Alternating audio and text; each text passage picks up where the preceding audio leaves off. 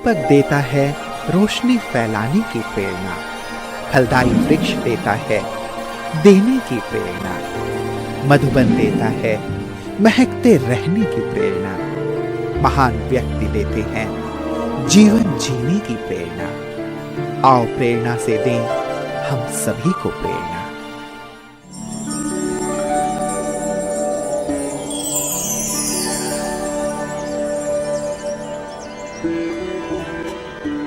सुजानगढ़ राजस्थान के चुरू जिले का एक शहर है। इस शहर का पुराना नाम खरबूजी का कोट था, क्योंकि इसकी स्थापना 1520 में खरबूजी पंडित द्वारा की गई थी। अंत में राजा सुजान सिंह के नाम पर इस शहर का नाम सुजानगढ़ रखा गया। यहाँ का बालाजी मंदिर भारत का दूसरा प्रसिद्ध मंदिर है। सुजानगढ़ ब्रह्मा कुमारी ईश्वरीय विश्वविद्यालय की मुख्य संचालिका है आदरणीय राजयोगिनी सुप्रभा दीदी जी। आपका जन्म 1972 में उड़ीसा के बारिपदा में हुआ। बचपन से आप संगीत कला में विशेष रुचि रखते थे। आप दृढ़ता, आत्मविश्वास और रमणीकता एवं अथक सेवाधारी के साथ साथ प्रकृति प्रेमी भी है। एमएससी तक लौकिक पढ़ाई पूरी करने के बाद 1996 में आपको ईश्वरीय ज्ञान की प्राप्ति हुई। 1997 में अव्यक्त बाप दादा से ईश्वरीय मिलन मनाकर तुरंत ही आपने अपना जीवन ईश्वरीय सेवा में समर्पित किया। तब से आप जामनगर, द्वारका, टाटानगर, बीकानेर, रतनगढ़ आदि स्थानों में सेवाएं देते हुए 2011 से सुजानगढ़ में अपनी सेवाएं दे रही है।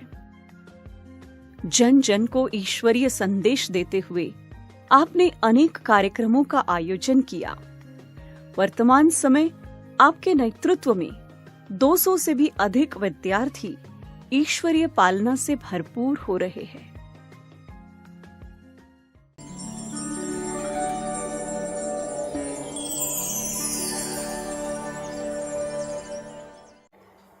बहुत ही भक्ति भाव वाले परिवार में जन्म हुआ। 3 साल की आयु में पिताजी ने शरीर छोड़ दिया और परिवार में विशेषकर माताजी हमें माता पिता की पालना दिए और माताजी के अंदर बहुत ही भक्ति का संस्कार था। रोज घर में भागवत गीता, रामायण आदि पढ़ना, तो बचपन से हमने उनको यही सब करते हुए देखा। बार त्योहार, व्रत, उपवास करना उनका जीवन का मुख्य धारणाएं थी। और परिवार में मैं 5 भाई बहनों में से सबसे छोटी थी और माताजी के साथ मेरा बहुत ज़्यादा समय बीतता था और इसीलिए माताजी के सारे भक्ति के संस्कार मेरे अंदर में रंग गया। बहुत ही छोटे उम्र से ग्यारस करना, शिवालय जाना और विष्णु की खास में भक्त थी। भक्ति में खास मेरे एक शिवालय जाके वहाँ एक गीता का श्लोक पढ़ना, शिवालय में जाकर पुष्प चढ़ाना, जल चढ़ाना, ये मेरी खास पसंद की भक्ति थी। और ऐसे भक्ति करते करते मैंने स्कूली पढ़ाई, कॉलेज पढ़ाई पूरी की। पॉलिटिकल साइंस में मैंने एमए किया और साथ साथ में मुझे गीत गाने का बहुत ज़्यादा शौक़ था। कॉलेज में भी, स्कूल में भी ऐसे बहुत सारे प्रतियोगिताओं में मैं भाग लेती थी और उसमें इनाम भी प्राप्त करती थी।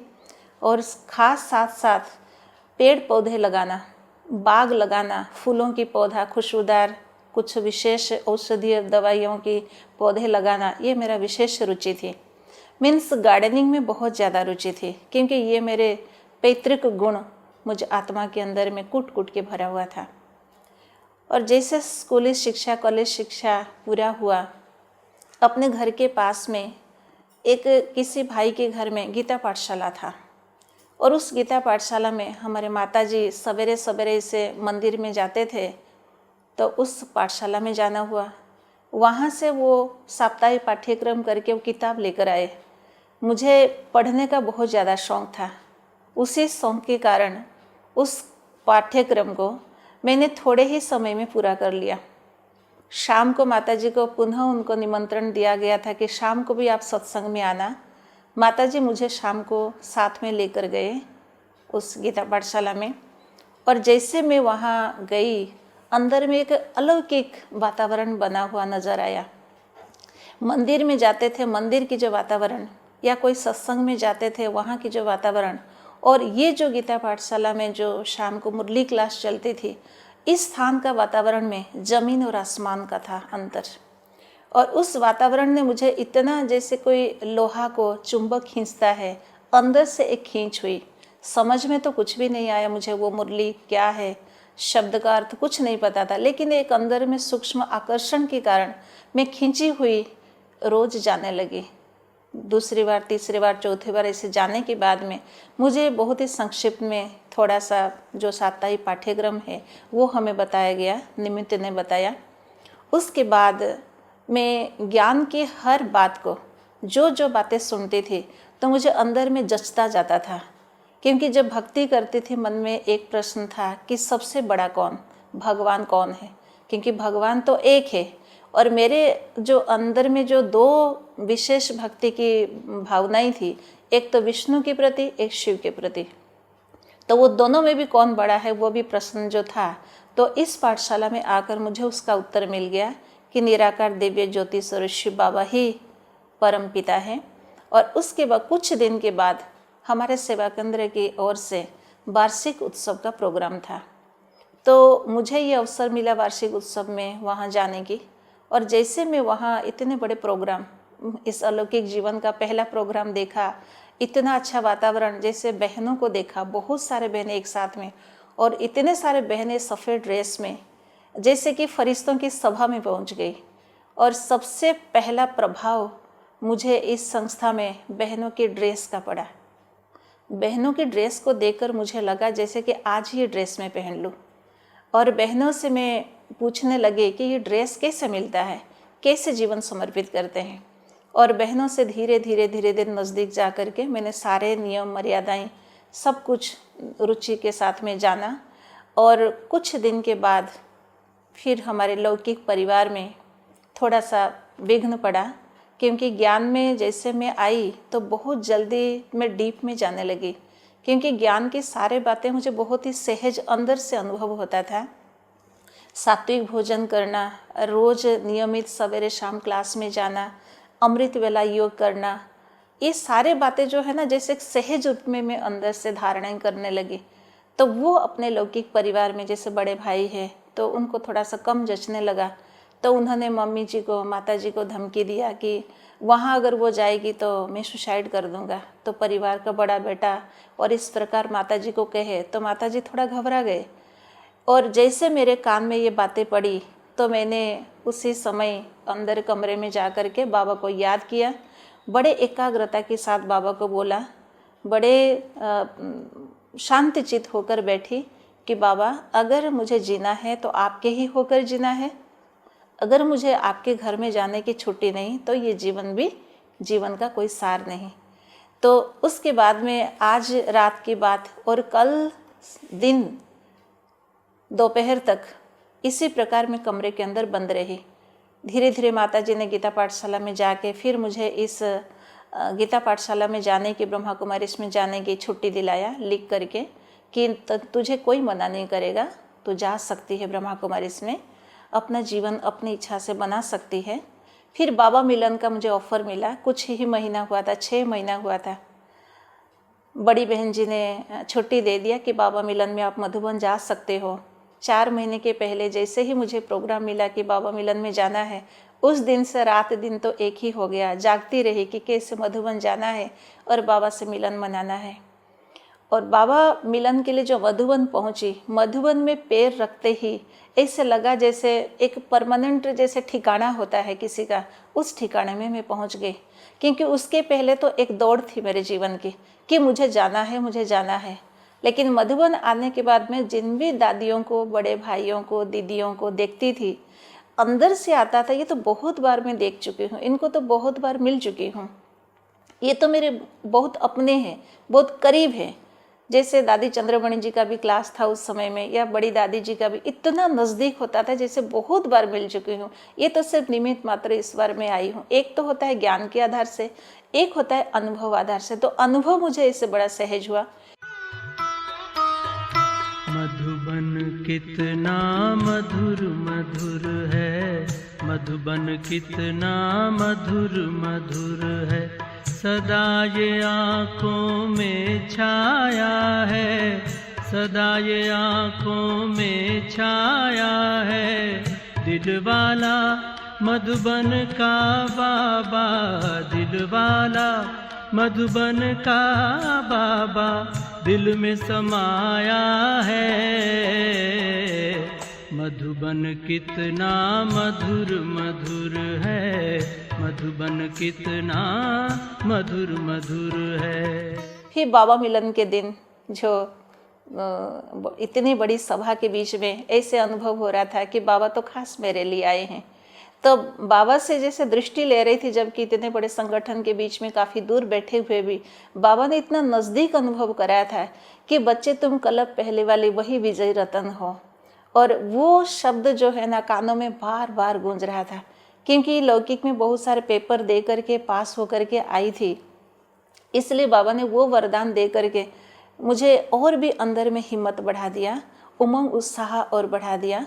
उसके पश्चात बाबा से मिल के आने के बाद में मैं अंदर से ये रखा कि बस मुझे इसी घर में आना है, अब लौकिक दुनिया से मुझे अपने पिटारा को समेट लेना है। तो बाबा मिलन में जो सभा के बीच में मैं बैठी हुई थी, तो बाबा ने यही विजयी भव का वरदान दिया, सफलता मूर्त भव। बच्चे तुम्हें मुझे साथ लेकर के हर कार्य को सफल करना है, हर परीक्षा में तुम्हें पास होना है और मैं तुम्हारे साथ हूँ। और ये जो बाबा का जो पहला वरदान था, सफलता मूर्त भव, विजय भव, तो ये मैंने हर पल हर क्षण मुझे अनुभव में आया कि जो जो मैंने अंदर में संकल्प रखा और सारे संकल्प मैंने बड़े सहज रूप में पूरा किया। ब्रह्मा कुमारी तो बनी, लेकिन मुझे समर्पित जीवन जीना था।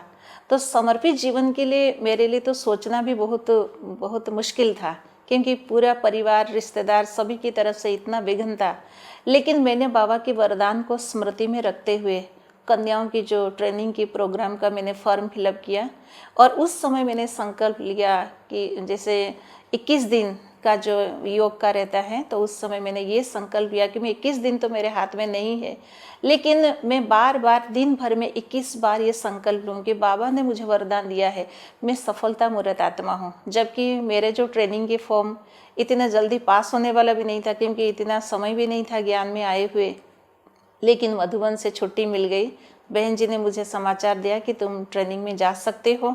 और उस समाचार के बाद में जैसे मेरे अंदर में और भी खून बढ़ गया। फिर मैंने ट्रेनिंग में आई।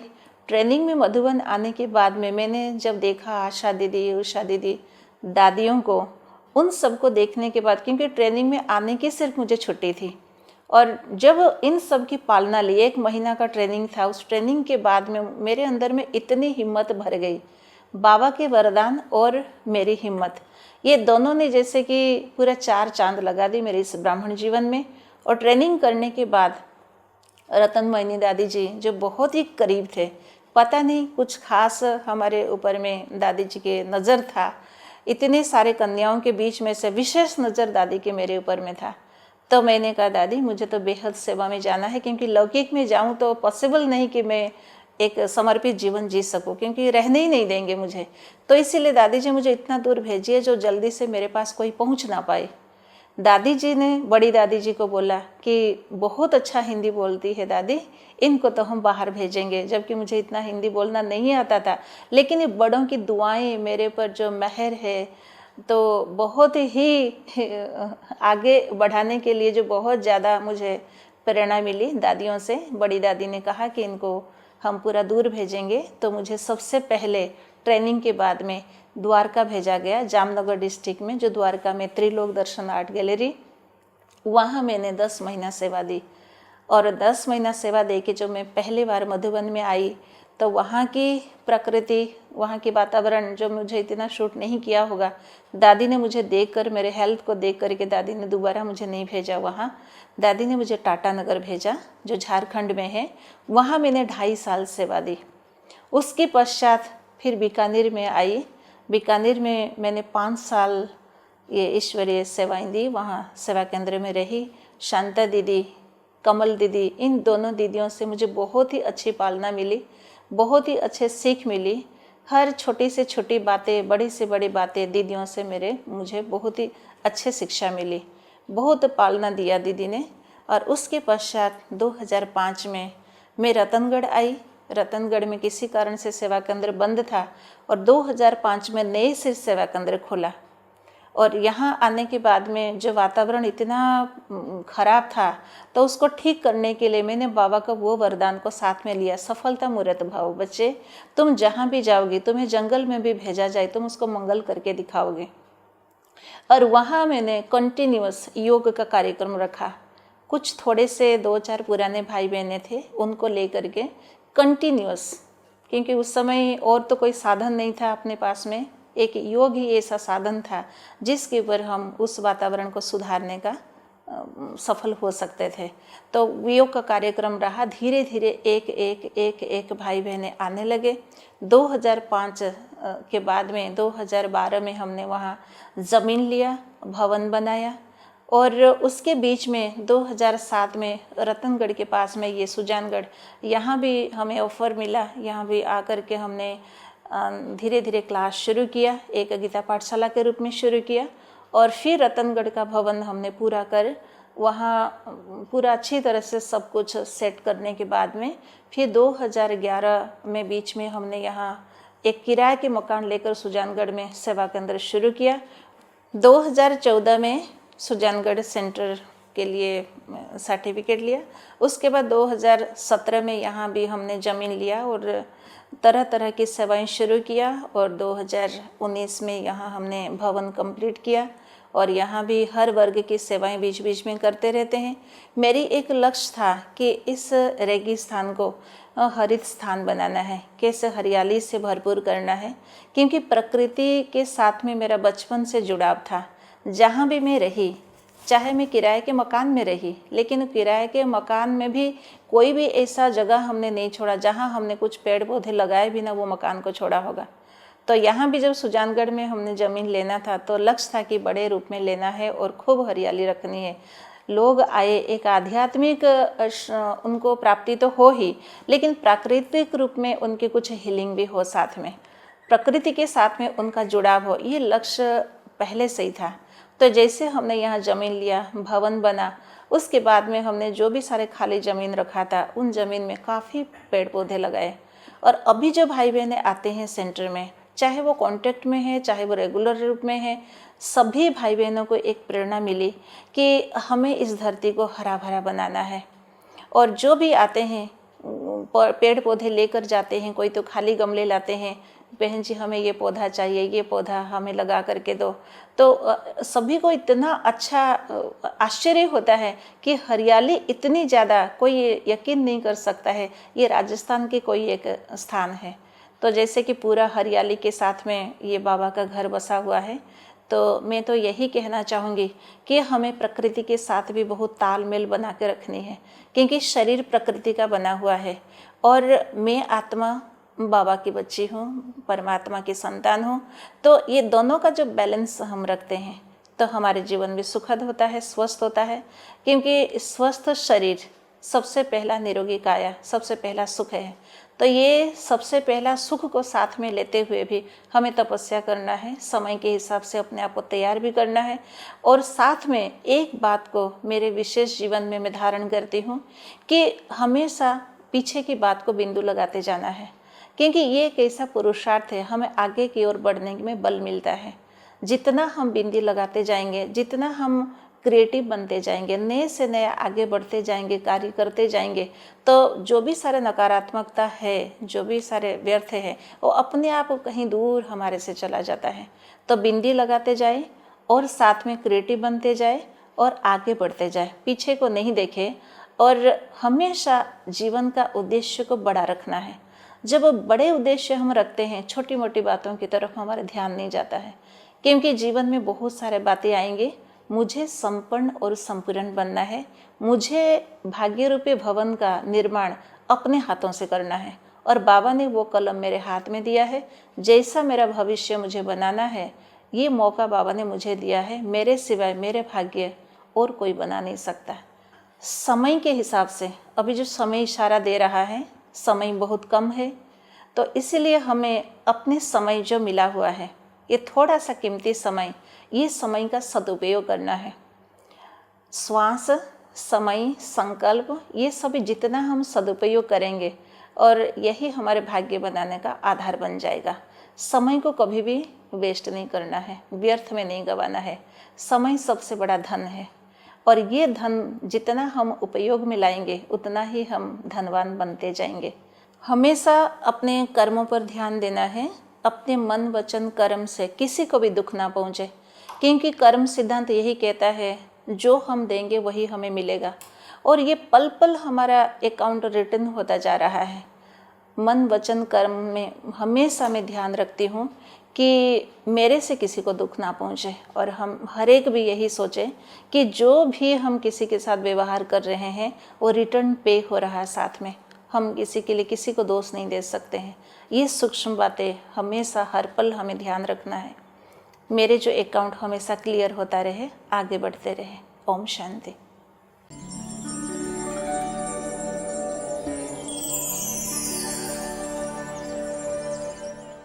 दीदी के लाइफ से मैंने यही सीखा है कि जितनी मेहनत करो, जितनी मेहनत करो, दीदी इतनी मेहनत करती है। मेहनत के बारे में दीदी कच्ची नहीं है, और हम लोगों को मेहनत कराना सीखा। इतना लाभ मिला है कि मैं भी ज़्यादा से ज़्यादा भाइयों को ज्ञान सुनाऊं और दीदी से प्रेरणा लेकर के और आगे बढ़ाऊं, और मैं भी आगे बढ़ूं।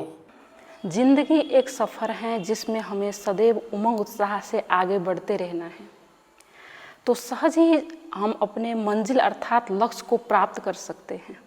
ये दीदी से मेरे को विशेष प्रेरणा मिली है, और किससे कैसे व्यवहार करना है, किसके साथ कैसे बोलना है, चलना है, ये दीदी से मैंने सीखा है।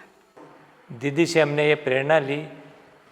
इनके अंदर जो उमंग और उत्साह है, कार्य करने की शैली है, और प्रत्येक जो समस्या है उसका उनके पास समाधान है। हमने भी कई समस्याएं इनके सामने रखी, तो उन्होंने समाधान रखा, और उन्होंने कहा कि भी ये परीक्षा है, ये जीवन में आती रहेगी, आप इनसे घबराओ मत, और आप अपने जीवन में इनको पार करो, और प्रत्येक कार्य को पूरे मनोयोग से और लगन से करो, तो आपको इसमें सफलता निश्चित रूप से मिलेगी। और ये हमने सीखा, और ये हमने भी ये जीवन में धारण हम करने की कोशिश कर रहे हैं, और हमें इसमें सफलता मिल रही है।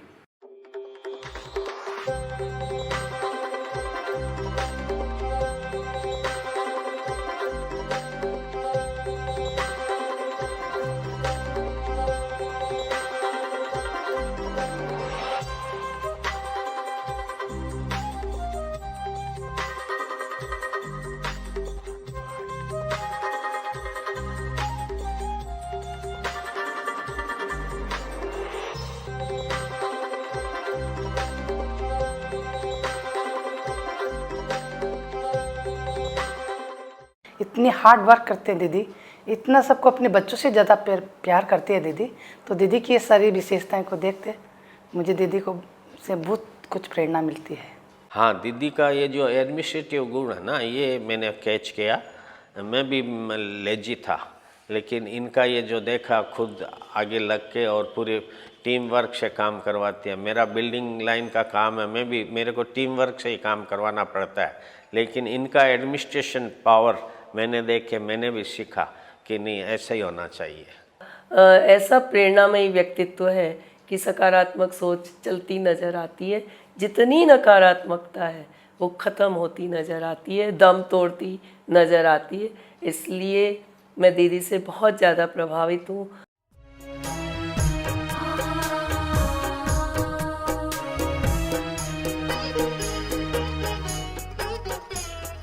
तुमसे मिली है बाबा राहें हमें रूहानी, तुमसे मिली है बाबा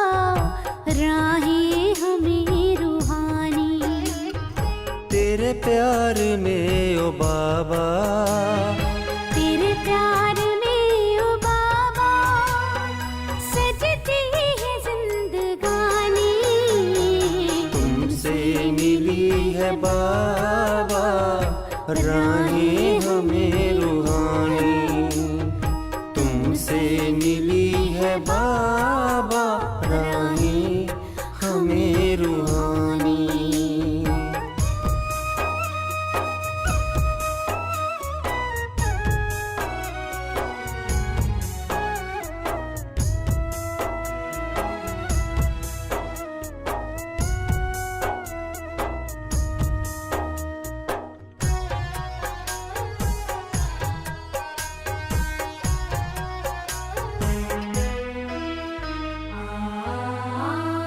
जीवन हमारा तुमने संवारा, तुमसे ही पाया हमने सहारा।